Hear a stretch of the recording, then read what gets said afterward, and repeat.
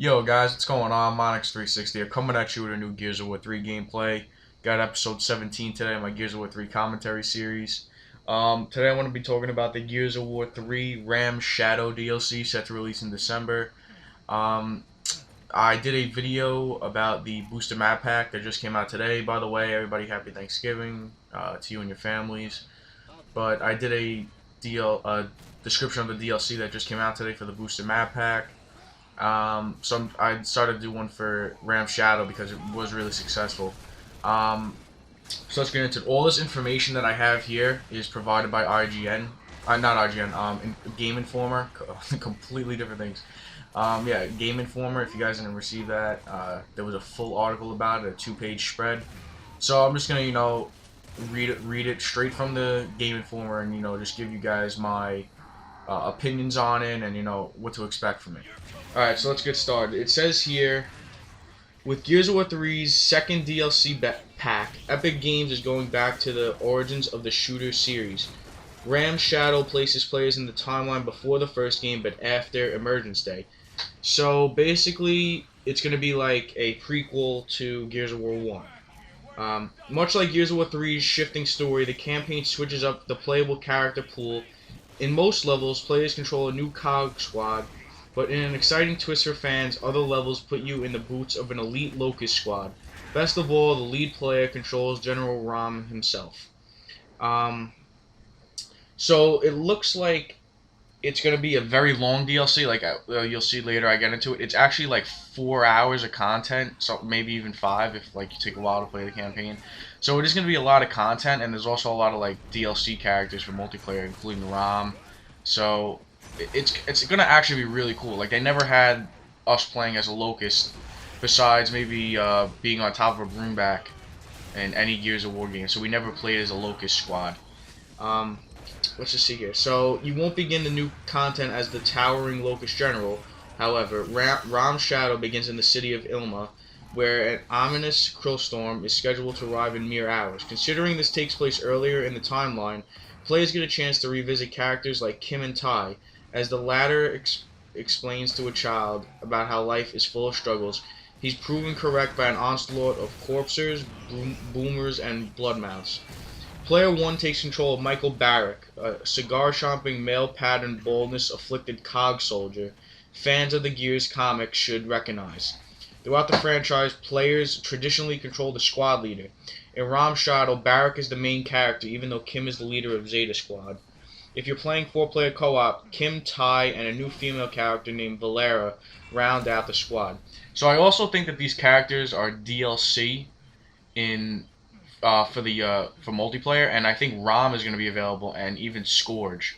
Not 100% positive about Scourge, but he might be coming at a later date. But I know he's going to be coming back.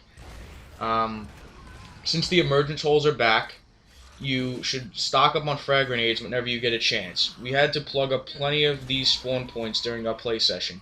After the COG take out enough Locusts with their lances, long shots, frag grenades, and a turret, it becomes clear that larger scale weaponry is required.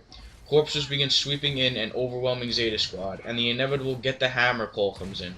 Instead of the standard Hammer of Dawn mechanic, Raam Shadow introduces a new top-down view for targeting. As you observe the action from the satellite's perspective, it couldn't be easier to drop the hammer directly onto the invading corpses. So basically what it's going to have is you're going to be like up in the clouds, or like basically like where from like a satellite's perspective, and you're going to have to shoot down the Hammer of Dawn now and lock it on. So it's definitely going to be a lot better, a lot easier to target, because you know how frustrating you could be with the hammer when wow, fail and a half. You know how frustrating it could be with the hammer when in multiplayer, when you're aiming it down and you want to kill that guy, but it just doesn't. You don't hear the beep beep for like 30 seconds and you get killed. It's really annoying. So then it goes on and it says, once the hammer has done its job, it's time for Zeta Squad to search for civilian survivors. It's odd exploring these city environments before they're completely destroyed. The sight of green grass and somewhat intact buildings is almost foreign to the series. Barrack and the rest of the squad begin searching a bank, thinking that survivors may have taken shelter downstairs in the vault. There they discover a young and surprisingly skinny Jay Stratton. He joins up with your crew, but his smaller frame and not quite intimidating baseball bat make it clear that he won't be much help if the Locusts return. Here, the action changes perspective to the Locust war effort. For the first time in the series campaign, players step into the oversized boots of Raam himself. Controlling him feels considerably different than the Cog soldiers, but his offensive capabilities are a blast. When he's not targeting anyone, a swarm of krill surround Raam and deflect incoming bullets. So it's basically like you're him when he was a boss in Gears of War 1. Like, you had to, shoot him with a torque bow or, shoot him enough times to get the krill away from him. He's not invincible, however, as fire and explosions still damage him. These krill are also his ammunition, as he can target Cog soldiers and direct the swarm around him. Within seconds, unshielded soldiers are vaporized by the krill attack. Soldiers behind turrets or in armor suits aren't safe either. The swarm turns them into a bloody mess with all the same. Players never run out of krill, but the swarm ability operates on a cooldown timer. If you have time left after taking down one soldier, you can direct them to another using the right analog stick. So it's definitely going to be definitely going to be overpowered. But you know what? I think it's going to actually be really something cool because we never had that because he doesn't carry a gun, as you guys will see as I read more of it. For close quarters combat, Raam uses his gigantic sword. Yeah, see? That's what Kim died from. He swipes the weapon for a melee attack or charges at foes in a manner identical to the Retro Lancer. After one Cog soldier was downed in a firefight, we picked him up and took his head off in a brutal execution. So you're definitely, you're definitely going to be, destroying Cog soldiers. You're definitely going to be ripping their limbs off right and left. So it's gonna be a lot of fun. Let's see. If you're playing co-op, your three friends assume control of two elite maulers and one elite Theron.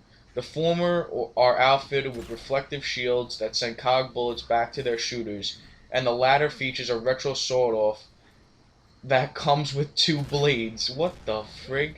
A retro sword-off? Imagine if that was a multiplayer. I think I would kill myself. Enemies can be impaled and then blasted into oblivion with the pull of the shotgun's trigger.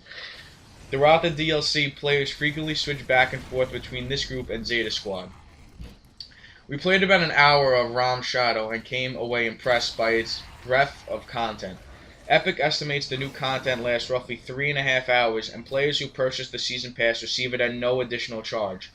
Everyone else can purchase it for 1,200 Microsoft points. Alongside this DLC, Epic is also releasing a free multiplayer pack that includes remakes of Clock Tower and Bullet Marsh.